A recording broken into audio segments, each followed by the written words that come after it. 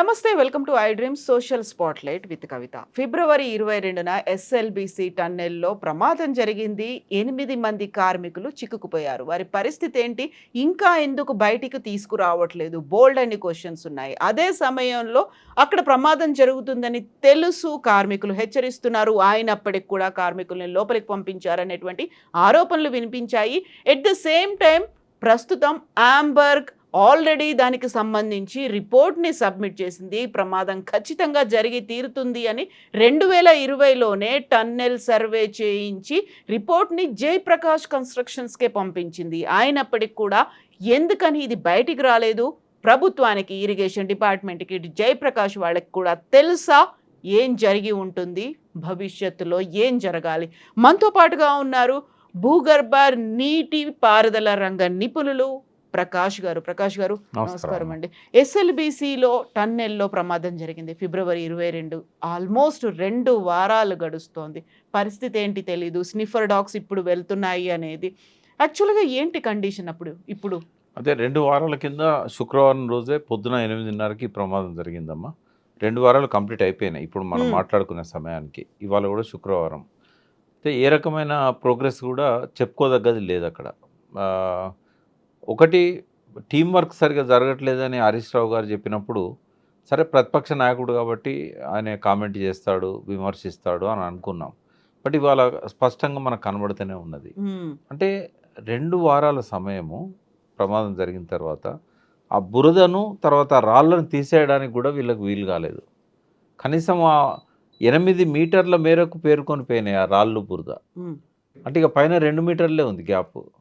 మీరు కొన్ని వీడియోలలో చూడొచ్చు, వాళ్ళు పంపించిన వీడియోలలో ఇట్లా తలదించుకొని పోతున్నారు. ఆ తలదించుకున్న కాడ హైట్ ఎంత ఉన్నది తెలుసా? 10 మీటర్స్. ఆ టన్నెల్ యొక్క హైట్ 10 మీటర్స్. 9.2 సిమెంట్ బిగించిన తర్వాత. సిమెంట్ బిగించకపోతే అది 10. సరే, సిమెంట్ బిగించిన దగ్గరనే వాళ్ళు ఉన్నారు.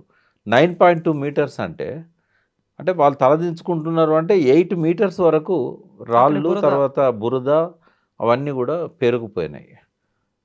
వాటి కింద డెఫినెట్గా శవాలు ఉంటాయి, అనుమానం అక్కర్లేదు. ఎక్కడ టన్నెల్ బోర్ మిషన్ ఆనుకొని ఉన్న ప్రదేశంలో ఖచ్చితంగా ఉంటాయి ఆడ. ఎందుకంటే వాళ్ళు తప్పించుకోవడానికి, అందులో నుంచి బయటికి రావడానికి ప్రయత్నం చేసి ఉంటారు. ఎందుకంటే ఒక పక్కన వాళ్ళకు టన్నెల్ బోర్ మిషన్ హెడ్ ఉంటుంది, అక్కడ వాళ్ళు అటువైపు పోవడానికి అవకాశం లేదు. ఎందుకంటే మొత్తం వాల్ ఉంటుంది, క్లోజ్డ్, అది రాయి ఉంటుంది. రాయిని పలగొట్టుకుంటూ ముందుకెళ్ళే మిషన్ ఉంటుంది. మిషనే దాని సైజు నిండి ఉంటుంది. కాబట్టి వాళ్ళు మిషన్ ఎక్కి లోపలికి పోవడానికి ఏమన్నా దారి ఉంటుందేమో కానీ మిషన్ పక్క నుంచో అటు పక్క నుంచో పోవడానికి అయితే ఉండదు.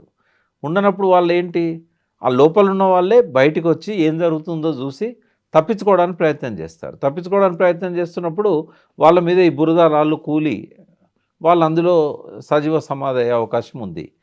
అవి తీయడానికి 2 వారాల సమయము, 600 మంది నిపుణులు, 6-7 శాఖలు, Indian navy, Indian army, Singareni, అన్ని వైపుల నుంచి రోబోసు. అంటే ఖచ్చితంగా వైఫల్యం అనేది ప్రభుత్వం సైడ్ నుంచి కనబడతా ఉన్నది.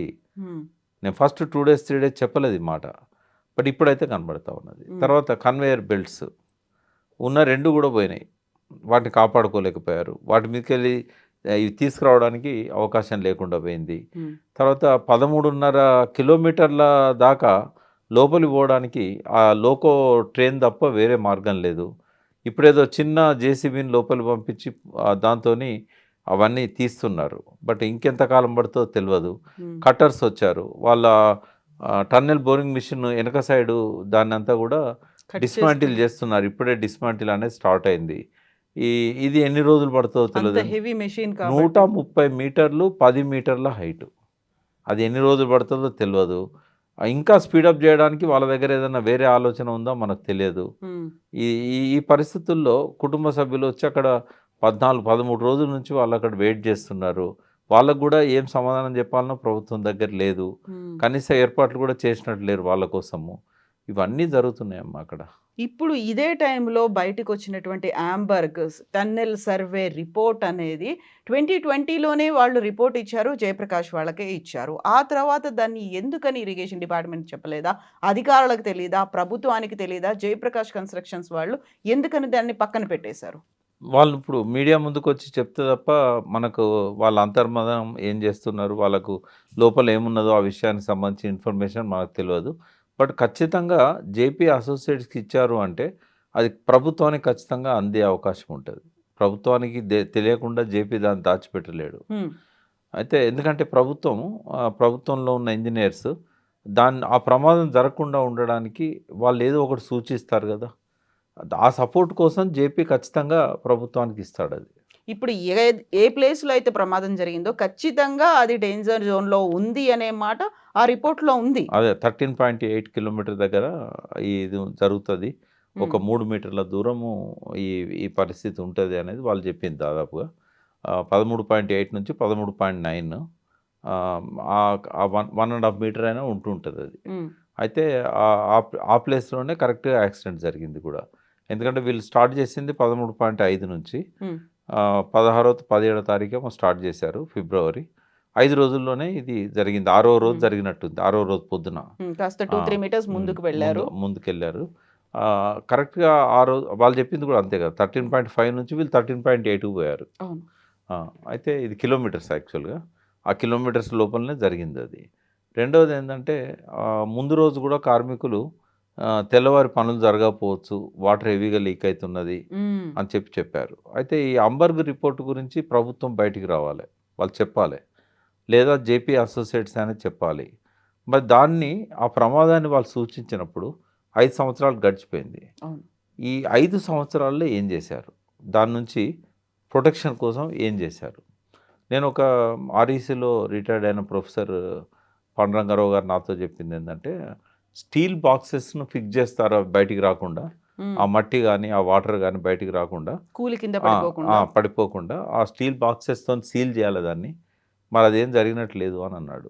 గ్రౌటింగ్ చేస్తారు. ఆ! అవన్నీ ప్రొటెక్షన్ షీల్డ్స్ ఆ! పెడతారు అని. ఆ! అంటే జనరల్‌గా ఎట్లుంటదంటే ఇక్కడ 2 ఉంటాయమ్మా. 13.5లో ఉన్నప్పుడు వాళ్ళు రాడార్‌తోనో లేకుంటే ఎన్ఆర్ఎస్ఏ సపోర్ట్‌తోనో ఏదో మొత్తానికేందంటే వాళ్ళు ఐడెంటిఫై చేశారు. హ్మ్. బట్ అక్యురసీ విషయానికొచ్చినప్పుడు అదొక అనుమానంగా ఉంటది తప్ప 100% అక్యురేట్‌గా ఇక్కడ అది ఉన్నది అనేది చెప్పలేం మనం. అంటే మనకిచ్చే సిగ్నల్స్‌ని బట్టి వాళ్ళు పంపే సాంకేతిక పరికరాలు వాళ్ళు వాడేటివి ఏవైతే ఉంటాయో, వాళ్ళు ఆ మట్టి లోపల దాన్ని పెనిట్రేట్ చేసి హ్మ్. ఆ బీమ్స్‌ని అక్కడ హార్డ్ రాక్ ఉందా? ఫ్రాక్చర్డ్ రాక్ ఉందా? మట్టి ఉందా? వాటర్ ఉందా? కొంతవరకు పసిగట్టగలుగుతారే తప్ప అక్యురసీ అనేది కొంత తక్కువుంటది. సెకండ్ ఏందంటే దాన్ని టన్నెల్ బోరింగ్ మిషన్‌తో లోపలికి పోకుండా హ్మ్. దాన్ని సీల్ చేయడం ఎట్లా సాధ్యమైతది? అంటే అది రాక్‌లోనూ ఉంది. రాక్ వెనకాల ఉంది. రాక్‌లో ఉంది. అంటే పైనుంచన్నా దాన్ని హోల్ చేసి ఏదన్నా చేయాలి. డ్రిల్ చేసి లోపలికి డ్రిల్ చేసి చేయాలి. పైనేందంటే కనీసము ఇటువంటి ఇక్కడ టన్నెల్ ప్లాన్ చేసినప్పుడే హ్మ్. ఈ ఎప్పుడైతే ఎన్విరాన్మెంట్ డిపార్ట్మెంట్ సైడ్ నుంచి, tiger sanctuary forest department side నుంచి అనుమతులు ఇవ్వలేదో, అక్కడ వదులుకోవాల్సి ఉండే. హ్మ్. ఆ ప్రయత్నం చేయకపోనుండే. టన్నెల్ తీయాలనే ప్రయత్నము చేయకుండా ఆల్టర్‌నేటివ్స్ కోసం చూడాల్సి ఉండే. ఆల్టర్‌నేటివ్ ఉన్నది. హ్మ్. ఇదే వరుసలో కిందికెళ్ళినప్పుడు, ఇప్పుడు పోతిరెడ్డిపాడు ఏ హైట్‌లోనైతే ఉండేదో, సరిగ్గా దానికి ప్యారలల్‌గా అదే హైట్‌లో ఆల్మోస్ట్ ఈ టైగర్ రిజర్వ్ ఫారెస్ట్‌కి ఎండింగ్ అన్నట్టది. ఇప్పుడు కల్వకుర్తి లిఫ్ట్ ఇరిగేషన్ స్కీమ్ పెట్టిన దగ్గర, అక్కడి నుంచి ఒక చిన్న టన్నెల్ హ్మ్. తీసినట్టయితే ఇంత లాంగ్ ఉండకపోయేది. ఇది 44 కిలోమీటర్స్ కదా సింగిల్ టన్నెల్. అక్కడ అంత పొడవు లేదు. హ్మ్. అక్కడ రాను రాను ఏమైందంటే అది కుంచించుకుపోయింది. ఓ 10, 15 కిలోమీటర్లు ఉంటది కావచ్చు. అక్కడ మైదానంలోకి ఎంటర్ అయితాం. హ్మ్. ఇంకోటి అక్కడ అంత పెద్ద రిజర్వ్ ఫారెస్ట్ లేదు, టైగర్ సాంక్చురీ కూడా లేదు ఆడ. కాబట్టి అక్కడ ఆడిట్స్‌కి కూడా అవకాశం ఉండే. హ్మ్. మట్టి బయటికి తీసుకురావడానికి, రాళ్ళు బయటికి తీసుకురావడానికి. అయితే అటువంటి ఆల్టర్‌నేటివ్స్ ఉన్నా గూడా హ్మ్. ఒక సుబ్బారాయుడు అని కర్నూలు ఇంజినీరు ఆ రోజుల్లోనే దాన్ని ఆల్టర్‌నేటివ్ ఒకటి ప్రభుత్వం సూచించారా? సూచించారు. అయితే అది రాజశేఖర్ రెడ్డి దాకా పోయిందా పోలేదో మనకు తెలవదు. బట్ ఆయన నాకు ఇచ్చారు ఆ రిపోర్ట్. ఆ రోజుల్లోనే ఇచ్చాడు ఆయన. అది టన్నెల్ వర్క్ స్టార్ట్ కాకముందు ఇచ్చాడు. అప్పుడు కనుక అది దాని మీద డిమాండ్ చేసి ఆ రకంగా మీరు అట్లా ముందుకు పోండి, ఇక్కడ ఏదైనా జరిగితే ఈ 44 కిలోమీటర్స్లో ఏం జరిగినా కూడా ప్రాణాలకు రక్షణ లేదు, లోపల ఎట్లుందో జియో ఫిజికల్ స్టడీ జరగలేదు. ఎందుకు జరగలేదని చెప్తున్నా అంటే వాళ్ళు స్టడీకి కూడా అనుమతి ఇవ్వలేదు, పైన చేయడానికి చేయడానికి కూడా అనుమతి ఇవ్వలేదు.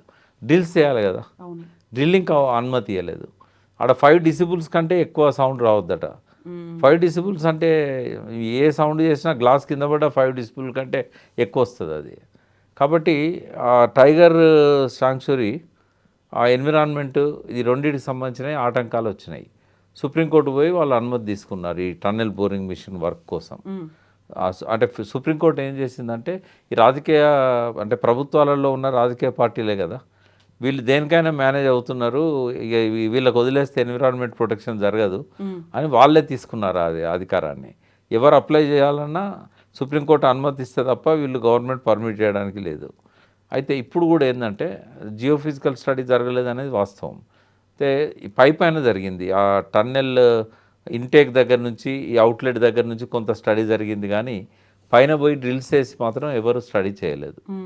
అదొక పెద్ద లోపం. ఇలా శాటిలైట్ ఇమేజెస్ ఇవన్నీ యూస్ చేసుకుని ఎలా ఉంటుంది ఒక ప్రాబబిలిటీ అంతే, అదంతా ఒక 10% స్టడీ. అది యాక్చువల్ 90% ఏంటంటే వాళ్ళు ఆ టన్నెల్ లెంత్ 40 kilometers దూరంలో మొత్తం ఆ టన్నెల్ ఎక్కడి నుంచి ఎక్కడికి డ్రాయింగ్ ఉంటుందో ఆ పైకి వెళ్ళి డ్రిల్ చేసి మట్టి ఉన్నదా, రాయి ఉందా, ఎన్ని మీటర్ల లోపల నీళ్లు ఉన్నాయి, లూజ్ సాయిల్ ఎంత ఉన్నది, ఆ బోర్లు వేసి ఆ బోర్లలో నుంచి వచ్చిన దాన్ని బట్టి ఇప్పుడు సపోజ్ 400 మీటర్లు పైన సర్ఫేస్ ఉంది, 400 మీటర్ల లోపల టన్నెల్ ఉన్నది. ఈ 400 మీటర్లు పైనుంచి డ్రిల్ చేసేవాళ్ళు. చేసినప్పుడు షీర్ జోన్ అనేది వచ్చేది, ఇక్కడ మట్టి ఉన్నది, నీళ్ళు ఉన్నాయి, ఇక్కడ డేంజర్ ఉన్నది. కరెక్ట్గా టన్నెల్ పోయే ప్లేస్ పక్కనే ఇది ఉంది అని అంటే, టన్నెల్ ప్రయాణం చేసే కాడనే ఉంది అని అంటే డెఫినెట్గా అది కూలుతుంది, బురద వస్తుంది, వాటర్ వస్తుంది, ఇట్లా పోవడం కష్టం అని చెప్పి అప్పుడే రిపోర్ట్ ఇస్తే ఆ టన్నెల్ ఆ రూపం అక్కడ రాకపోయేది, టన్నెల్ అలైన్మెంట్ చేంజ్ అయ్యేది. బట్ ఈ స్టడీ లేనప్పుడు ధైర్యం చేసి దానికి పర్మిషన్స్ ఇవ్వడమే రాజశేఖర రెడ్డి గారు చేసిన తప్పు. ఇవ్వకుండా ఉండాల్సింది. ఇది ఫీజిబుల్ కాదు, సర్వే చేయకుండా నిర్ధారణ చేయలేము, ఆల్టర్నేటివ్ చూద్దాము, అట్లా కనుక ఆయన ఆలోచించుంటే బాగుండేది. నాకు అనిపించింది ఏంటంటే నీళ్ళు రావడం ఆయనకి ఎట్లాగ ఇష్టం లేదు, కృష్ణా నీళ్ళు రాయలసీమ తీసుకుపోవాలనే కృతనిశ్చయంతో ఉన్నాడు. ఈ టన్నెల్ సక్సెస్ అవుతుందో ఫెయిల్ అవుతుందో వాళ్ళ కర్మకు వాళ్ళని వదిలేద్దాం, అనుమతి లేదని నా మీద ఎందుకు బదనాం అని చెప్పి చేతులు దులుపుకున్నాడు. ఇప్పుడు ఒకవేళ పైన సర్వే చేయాలి, జియో ఫిజికల్గా కండిషన్స్ ఎలా ఉన్నాయి అనేది చూడాలి అనుకుంటే అదంతా టైగర్ రిజర్వ్ ఫారెస్ట్ ఏరియా కింద వచ్చింది, పర్యావరణ అనుమతులు కావాలి, కోర్టులు ఉన్నాయి, నేషనల్ గ్రీన్ ట్రిబ్యునల్ ఉంది, ఇవన్నీ చూడాల్సినటువంటి పరిస్థితులు ఉన్నాయి. అవన్నీ అక్కడ డినై చేస్తున్నాయి, ఇవ్వట్లేదు, పర్మిషన్స్ ఇవ్వట్లేదు. అలాంటి ఒక అనివార్యమైన పరిస్థితి వల్లే కదా టన్నెల్ అనేది వచ్చింది. టన్నెల్ పోవాలన్నా కూడా ఈ పర్మిషన్స్ అన్ని కావాలి. అంటే టన్నెల్ పోవాలన్నప్పుడు టన్నెల్ పోతున్న క్రమంలో ఒక వాటర్ బాడీ వచ్చింది అనుకోండి, ఎట్లా సాధ్యమవుతుంది? ఇప్పుడు అది ఎంత లోతు ఫస్ట్ అర్థం చేసుకోవాల్సింది ఎర్త్ సైన్స్ గురించి కొంత అర్థం చేసుకోవాలి.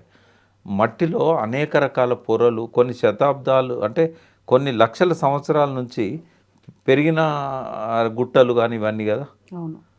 ఇప్పుడు ఆ లోపల కొన్నిసార్లు ఎక్స్టింక్ట్ అయిపోతుంది సమాజం అంతా ప్రకృతి బీభత్సాల వల్ల. అయినప్పుడు అందులో ఉన్న చెట్లు తర్వాత ఇవన్నీ ఒక అంటే బొగ్గుగా రాగ్గా మారిపోతూ ఉంటాయి, ఉష్ణోగ్రత మారుతూ ఉంటాయి. ఇట్లా మనకేందంటే ఆ ఎర్త్ సైన్స్ ఫ్రాక్చర్డ్ జోన్ ఉంటుంది, షీర్ జోన్ ఉంటుంది, పల్చటి మట్టి ఉంటుంది, గట్టి మట్టి ఉంటుంది, అందులోనే వాగులు ఉంటాయి, అందులోనే రిజర్వాయర్లు ఉంటాయి, అందులోనే స్టోరేజెస్ ఉంటాయి. సెస్మిక్ జోన్గా మారుతుంది. రాక్ స్ట్రక్చర్ ఇట్లున్న కాడ కుండలాగా ఉన్నదనుకోండి, అందులో పడ్డ నీళ్ళన్నీ కూడా అందులోనే ఉంటాయి, అవి ఎక్కడ పోతాయి? అయితే ఆ కింద మన టన్నెల్ దానికి టచ్ చేసేది అనుకోండి, మొత్తం నీళ్ళన్నీ అలానే వస్తాయి. ఆ నీళ్ళతో పాటు పైన మట్టి బురద అంతా వస్తుంది, రాళ్ళన్నీ కూలుతాయి, లోపల లూజ్ సాయిల్ ఉంటే, ఫ్రాక్చర్డ్ జోన్ ఉంటే రాళ్ళన్నీ పడతాయి, పలకలన కాడ కూడా మనకు మధ్యలో నీళ్ళు ఉంటాయి. ఇట్లాంటివన్నీ పైనుంచి డ్రిల్ చేయకుండా ఓన్లీ రేసెస్తోని మనం సెన్సార్స్తోని ఎట్లా పసిగట్టగలుగుతాం? అది హాఫ్ స్టడీ అవుతుంది, అది కంప్లీట్ స్టడీ కాదు. ఉమ్, అంటే ఆ టన్నెల్ రూట్ అంతా కూడా వాళ్ళు పరిశీలించాల్సి ఉండే. అందుకే 2-3 సంవత్సరాలు పడుతుంది ఆ పరీక్షలకే, భూభౌతిక శాస్త్రవేత్తలు చేసే పరీక్షలకే. ఉమ్, ఇవేవి చేయకుండా చేతులు దులుపుకొని టన్నెల్కు పర్మిషన్ ఇవ్వడం, డబ్బులు ఇవ్వడం, ఇది ఈ రకంగా ఒక రాంగ్ టెన్నెల్ను స్టార్ట్ చేశారు వాళ్ళు. అది చాలా ఇబ్బందులు ఉన్న టన్నెల్, ప్రపంచంలోనే ఇంత పొడవు టన్నెల్ లేదు. లేనప్పుడు ఇంత సాహసం ఎందుకు చేయాలి? ఇప్పుడు నువ్వు ప్రపంచంలో లేని పొడవైన టన్నెల్ తీసుకునేటప్పుడు ఏ రకమైన పరీక్షలు లేకుండా ఎట్లా నువ్వు పర్మిషన్ ఇస్తావు?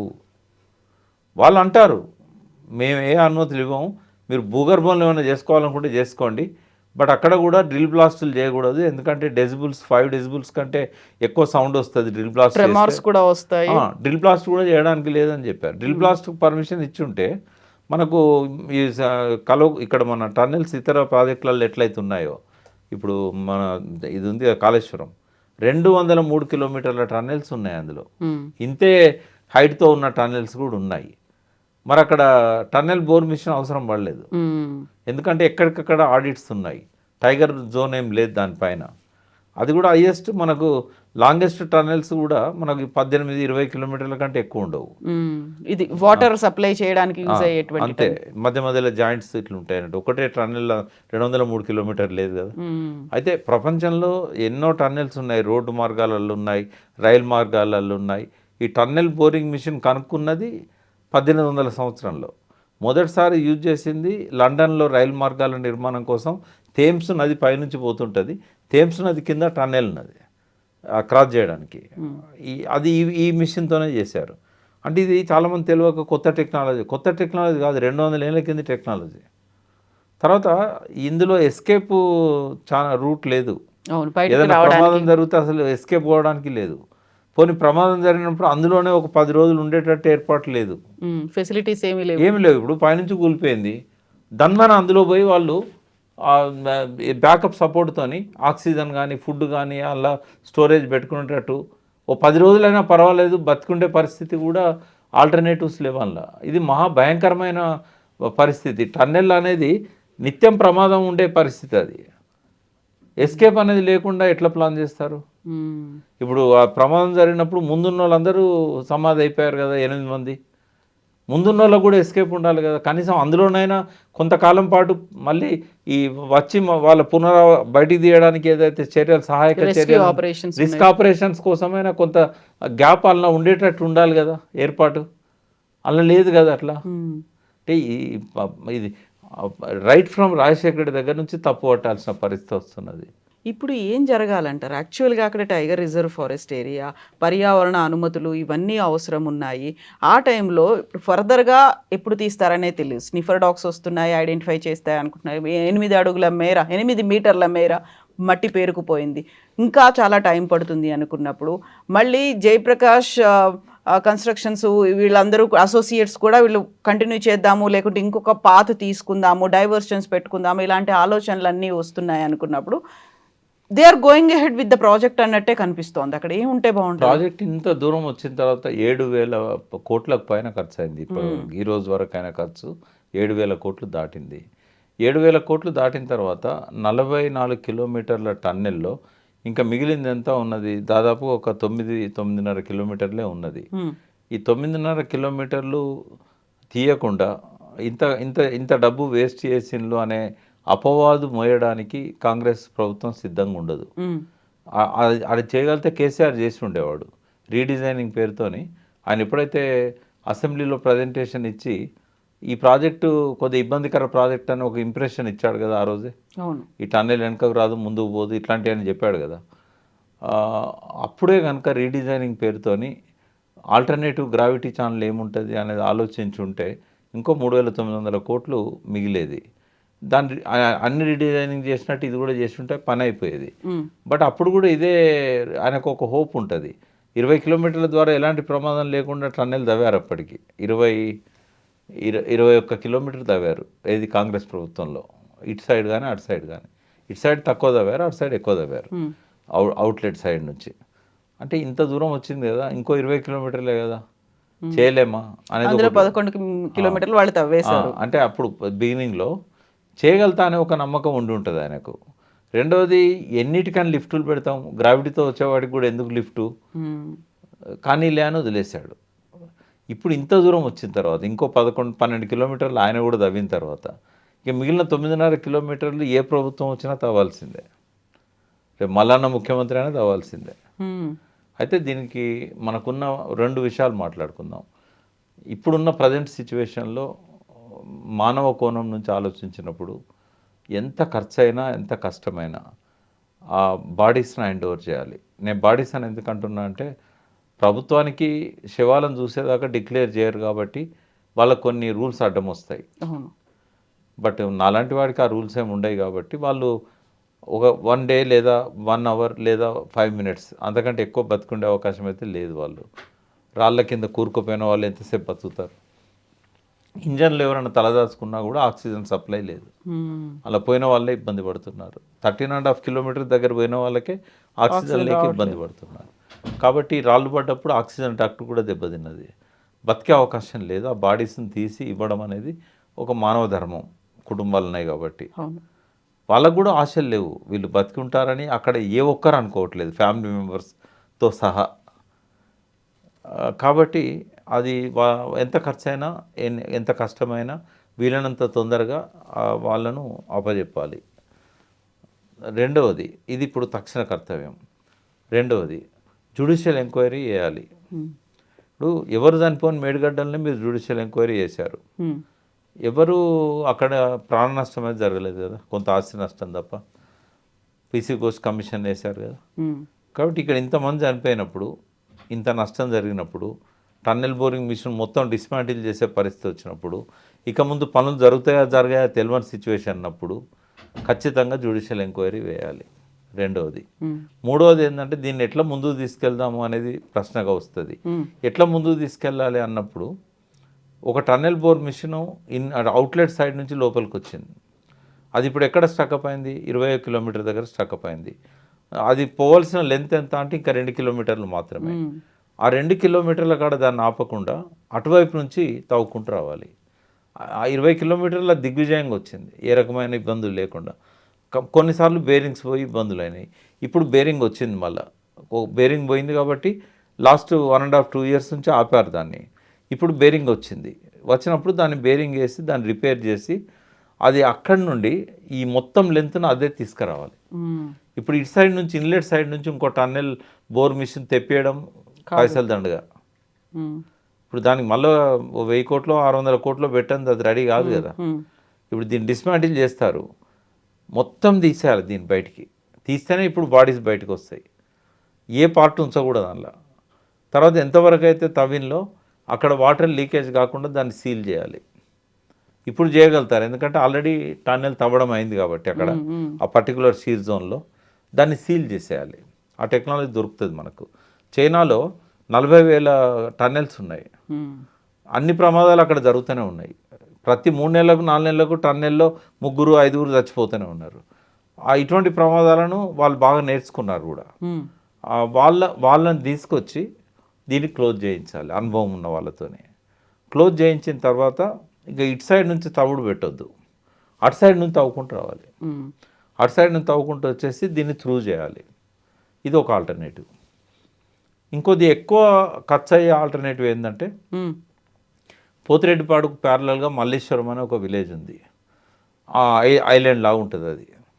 అక్కడ హెడ్ రెగ్యులేటర్ పెట్టి పోతిరెడ్డిపాడు లాగానే ఆ హెడ్ రెగ్యులేటర్ దగ్గర నుంచి ఒక టన్నెలు ఈ రిజర్వ్ ఫారెస్ట్ ఎక్కువ లేని ప్రాంతం అది, ఆ కిందికి పోతుంది అన్నట్టు. అది కలవకుర్తి పాలమూరు రంగారెడ్డి పంప్ హౌజెస్ ఉన్న దగ్గరలోంచి ఉమ్, ఒక టన్నెల్ తీసి ఓ 15-20 కిలోమీటర్లు ఆ తర్వాత అది మైదాన ప్రాంతం. Connect అవుతది. మైదాన ప్రాంతానికి కనెక్ట్ అయిన తర్వాత అక్కడ గ్రావిటీ ద్వారా అది హయ్యర్ జోనే కాబట్టి అది 800 అడుగుల ఎత్తునున్న ప్రాంతం అది. అక్కడి నుంచి ఇప్పుడు ఈ నీళ్ళు అందించే ప్రాంతం ఏదైతే ఉన్నదో అదే 500 అడుగుల లెవెల్లో ఉన్న ప్రాంతం, అక్కంపల్లి రిజర్వాయర్ ఇవే. సో అక్కడి నుంచి గ్రావిటీతోని ఇదే డిండి రిజర్వాయర్, ఇదే మిడ్ డిండి, ఉమ్, ఇప్పుడున్న నక్కలగండి లాంటిదే ఉపయోగించుకొని పెళ్లిపాకులు ఉపయోగించుకొని మళ్ళీ దీనికి కలపడం, ఆ నక్కలగండికి కలపడం. ఎక్కడైతే అవుట్లెట్ టన్నెల్ స్టార్ట్ అవుతుందో ఆ ప్రాంతానికి అటు నుంచి టన్నెల్ తీసుకొచ్చి కలపడం. ఇంకొక టన్నెల్ తక్కువ దూరం ఉన్నది. తర్వాత ఆడిట్ సిస్టమ్ పెట్టుకొని అందులో నుంచి మట్టిని బయటికి తీసేటట్టు అట్లా ఆ కాంటూర్ మ్యాప్స్ ఆధారంగా ఆ లెవెల్స్ అన్ని ప్లాన్ చేసుకొని పోతిరెడ్డిపాడులాగా అట్లా తీసుకొచ్చినట్టయితే అది గ్రావిటీ ద్వారా ఈ ప్రాజెక్టు నీళ్ళు వచ్చే అవకాశం ఉంటుంది. సో దీన్ని పెట్టినంత ఖర్చు పెట్టాల్సిన అవసరం లేదు. బట్ ఇది ఇది మళ్ళీ ప్రమాదాలు జరుగుతాయి అనుకున్నప్పుడు దీన్ని శాశ్వతంగా క్లోజ్ చేసి వదిలేయాలా అలా ఇది ఈ పద్ధతిలో తీసుకురావాలి. దాన్ని కంప్లీట్ గా వదిలేసేయాలి ఇప్పుడు ఇక ఏదైతే లేదు అని SLBC అంటే మూడో ఆల్టర్నేటివ్ ఏంటంటే ఆల్రెడీ నీళ్ళు వస్తున్నాయి ఆ ప్రాంతానికి లిఫ్ట్ ద్వారా. ఇక ఇంత రిస్క్ ఎందుకు, ఇప్పుడు 7,000 కోట్లు దానికి పెట్టే బదులు అది డిపాజిట్ చేస్తే ఆ కరెంట్ ఖర్చు వచ్చేది కదా. ఆల్రెడీ లిఫ్ట్ ఉంది, ఆ కాలువలకు నీళ్లు పారుతున్నాయి, ఆ పొలాలకు నీళ్ళు వస్తున్నాయి, SLBCలో చెరువులు నిండుతూ ఉన్నాయి. ఆల్టర్నేటివ్ ఏర్పాటు చంద్రబాబు నాయుడు పీరియడ్లో మొదలైంది, రాజశేఖర రెడ్డి పీరియడ్లో కంప్లీట్ కూడా అయింది. శ్యాంప్రసాద్ రెడ్డి గారు దాని మీద అప్పుడు ఎస్సీగా ఉండే మన ఇన్ఛార్జ్ ఎస్సీగాను డిఈగాను ఉండేవారు, ఈగా ఎగ్జిక్యూటివ్ ఇంజనీర్గా ఉండేవారు. అప్పుడే రిటైర్ అయ్యారు దాని మీద. ఇదే పెంటారెడ్డి గారు ఇప్పుడు కాళేశ్వరం లిఫ్ట్లు పెట్టి పాలమూరు రంగారెడ్డి లిఫ్ట్లు పెట్టిన పెంటారెడ్డి గారే ఎలక్ట్రిసిటీ ఇంజనీర్ అప్పుడు. కాబట్టి వాళ్ళ నుంచి కూడా మీరు ఇన్పుట్స్ తీసుకోండి. But best of the best ఏంటంటే అదే లిఫ్ట్ కంటిన్యూ చేయడం, దానికి అష్యూర్డ్ గ్యారంటీ కొంత డబ్బు డిపాజిట్ చేసి దాని మీద వచ్చే ఇంట్రెస్ట్తోనే ఆ లిఫ్ట్లు నడిచేటట్టు చేయడం. ఈ ప్రాజెక్టుకు మళ్ళీ 7,000 కోట్లు పెట్టేదానికంటే కొత్తగా తీయాలనుకున్నా లేకుంటే ఉన్నదాన్ని కంటిన్యూ చేయాలనుకున్నా కొన్నిసార్లు వేస్ట్ అవుతుంది మనీ, తప్పదు. మరి ప్రజల ప్రాణాల కంటే ఏది ముఖ్యం కాదు. సుప్రీంకోర్టు కూడా కొంత లిబరల్గా ఆలోచించాలి. ఎన్విరాన్మెంట్ ఫారెస్ట్ డిపార్ట్మెంట్స్ కూడా పులులకు ఎక్కువ ఇంపార్టెన్స్ ఇద్దామా మనుషులకు ఎక్కువ ఇంపార్టెన్స్ ఇద్దామా అనేది చాలా ఇంపార్టెంట్. ఇప్పుడు పులుల సంఖ్య కూడా పెరిగిపోతూ ఉంది. ఒక మిత్రుడు చెప్తా ఉండే ఇంకా రాబోయే రోజుల్లో పులుల సంఖ్య బాగా పెరగడం వల్ల అది మనుషులకు పంటలకు అందరికీ ప్రమాదకరంగా జంతువులకు ప్రమాదకరంగా తయారవుతుంది. కాబట్టి పుళ్ళను చంపండి, చంపిన వాళ్ళకు బహుమతి అని కూడా ఈ ప్రభుత్వం ప్రకటిస్తుందేమో రాబోయే రోజుల్లో అని చెప్పేసి. ఇప్పుడు ఆస్ట్రేలియాలో కంగారు ఉంటుంది కదా, ఈ కంగారులను ఇప్పుడు ఇదివరకు ఒక కంగారు యాక్సిడెంట్లో చనిపోతే కేసులు పెట్టేవాళ్ళు, ఇప్పుడు వాటిని చంపండి తినండి అంటున్నారు. ఎందుకంటే విపరీతంగా పెరిగిపోయింది వాడి జనాభా. పుల్లది కూడా అట్లే అయిపోయింది. ఇప్పుడు ఆ పుల్ల సంరక్షణ మొదలుపెట్టినప్పటి నుంచి ఇప్పటికి 3 రెట్లు పెరిగింది దాని పాపులేషన్. కాబట్టి పులుల కోసం మనుషుల కోసం పులుల కోసం ప్రకృతి కోసం పులుల, ఇవన్నీ కూడా ఆలోచించాలి. ఎక్కడైనా మనిషి కోసమే ఇదంతా కూడా, రాజ్యాంగాలు చట్టాలు ప్రకృతిని కాపాడాలనేది అంతా కూడా మనిషి సౌఖ్యం కోసం, మనిషి సుఖం కోసమే కదా. కాబట్టి ప్రకృతి సంరక్షణలో మనిషికి ఫస్ట్ ప్రయారిటీ ఇవ్వాలనేది, ఆ జంతువుల సంరక్షణలో కూడా మనిషికి ఫస్ట్ ప్రయారిటీ ఇవ్వాలనేది ఒక క్రైటీరియాగా పెట్టుకున్నప్పుడు ఇవాళ ఆ 8 బాడీస్ ఒకవేళ పైనుంచి డ్రిల్ చేసి పర్టికులర్ పాయింట్ దగ్గర మీరు లిఫ్ట్ చేసిన మిషన్ రాణిగంజ్ సినిమాలో చూసినట్టుగా అది జరిగిన సంఘటన. మిషన్ రాణిగంజ్లో అక్షయ్ కుమార్ తీసిన సినిమాలో అది కూడా కోల్ మైన్స్, అది కూడా ఇట్లాంటి సంక్లిష్ట పరిస్థితులలో ఆ గిల్ అనే ఒక ఇంజనీర్, ఆ ఇంజనీర్కి వచ్చిన ఒక ఆలోచన, పైనుంచి డ్రిల్ చేసి ఒక క్యాప్సూల్ పంపించి ఒక్కొక్కరిని అందులో నుంచి 65 మందిని కాపాడతాడు. ఆయన ముందు పోయి ఒక్కొక్కరిని అందులోకి ఎక్కించి తీసుకొస్తాడు. అయితే అట్లాంటి పరిస్థితి ఏమైనా ఉంటే కనుక టైగర్ రిజర్వ్ కాబట్టి మేము పైనుంచి హోల్ చేయనీయమని చెప్పి ప్రభుత్వాలు ఆంక్షలు పెట్టకూడదు. ఏ రకమైన రిస్క్ ఆపరేషన్స్ కోసమైనా కూడా ప్రభుత్వం పర్మిషన్ ఇవ్వాలి. అవసరమైతే సుప్రీంకోర్టులో పిటిషన్ వేసైనా పర్మిషన్ తీసుకోవాలి. ఎందుకంటే 8 మంది అలా చిక్కుకున్నప్పుడు కనీసం వాళ్ళ కుటుంబ సభ్యులకు ప్రాణాలతో ఇవ్వలేకపోయినా ఆ బాడీస్ అయినా ఇవ్వడానికి ఆ రకమైన ఏర్పాటు కోసమైనా వాళ్ళు సుప్రీంకోర్టులో పిటిషన్ పెట్టుకోవాలి. రెండవది, టన్నెల్ని కంటిన్యూ చేయడానికైనా 7,000 కోట్లు పెట్టాము, మాకు జియో ఫిజికల్ స్టడీ చేయలేదు, అప్పుడు దానివల్ల ఈ ప్రమాదం జరిగింది, దీన్ని మేము కంప్లీట్ చేయాల్సి ఉన్నది 9 కిలోమీటర్ల దూరము, దీనికైనా భూభౌతిక సర్వేకు మాకు పర్మిషన్ ఇవ్వమని చెప్పి సుప్రీంకోర్టులో అనుమతి తీసుకోవచ్చు. ఇంత దూరం వచ్చిన తర్వాత సుప్రీంకోర్టు అడ్డుకుంటుందని నేను అన్నాను. ఇప్పుడు ఆంబర్గ్ రిపోర్ట్ పరిస్థితి మరి యాక్చువల్గా తెలిసి ముందుకు వెళ్ళారా, కావాలనే ముందుకు వెళ్ళారా, ఏం కాదులే అనేటువంటి ఒక భరోసా, ఒక నమ్మకం వాళ్ళ మీద వాళ్ళకే ఉందా, నిర్లక్ష్యం జరిగిందా, ఇవన్నీ కూడా బయటికి రావాల్సిన అవసరం ఉంది కదా. ఇప్పుడు నష్టం జరిగిపోయింది, అవును, ఈ నష్టము డైరెక్ట్గా ప్రభుత్వం భరించాలి, కంపెన్సేషన్ ఇవ్వాలన్నాలి. ఇప్పుడు జయప్రకాష్ అసోసియేట్ కాంట్రాక్ట్ కావచ్చు, రాబిన్సన్ ఏదైతే ఉన్నదో కంపెనీ టనెల్ తయారు చేసింది, ఆపరేషన్స్లో కూడా వాళ్ళు ఉండొచ్చు. కానీ బ్లేమ్ అయినా, ఆర్థిక నష్టమైనా, రాబోయే ప్రయోజనాలకు నష్టమైనా అది ప్రభుత్వానికి ప్రజలకే కదా. కంపెనీ సేఫ్ సైడ్లో ఉంటాయి, వాళ్ళు తీసుకుంటారు గవర్నమెంట్ నుంచి వాళ్ళకి రావాల్సింది. కాబట్టి అంబర్గ్ రిపోర్టును ప్రభుత్వం దృష్టిలో ఉండి ఉంటే దాన్ని పట్టించుకోనందుకు అది ప్రభుత్వ అసమర్థత అవుతుంది. అప్పటి ప్రభుత్వమైనా ఇప్పటి ప్రభుత్వమైనా. ఒకవేళ ప్రభుత్వం నోటీస్కే తీసుకురాలేదంటే అది జయప్రకాష్ అసోసియేట్ వాళ్ళ తప్పు అవుతుంది. కావాలని చేసి అందుకే నేను జ్యుడిషియల్ ఎంక్వైరీ అడిగింది. ఇవన్నీ బయటికి రావడానికే జ్యుడిషియల్ ఎంక్వైరీ డిమాండ్ చేస్తున్నాం. సుప్రీంకోర్టులో తక్షణమే అప్లికేషన్ పెట్టి ఫర్దర్ సర్వేకైనా ఇప్పుడేమన్నా రిస్క్ ఆపరేషన్స్కైనా ఆ టైగర్ రిజర్వ్లోకి ఎంటర్ కావడానికి డ్రిల్లింగ్ అయినా అనుమతులు తీసుకోవాలని కోరుతున్నాం. వైబుల్ కాదనుకున్నప్పుడు డబ్బులకు వెనకాడకుండా పోతే వేనే అనుకొని ఆల్టర్నేటివ్, ఎందుకంటే మళ్ళీ 10 మంది చచ్చిపోయే పరిస్థితి ఉందనుకోండి.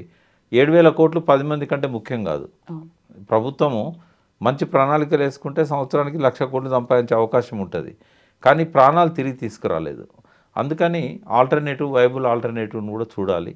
లేదు అంటే లిఫ్ట్ స్కీమ్తోనే ముందుకు పోదాం.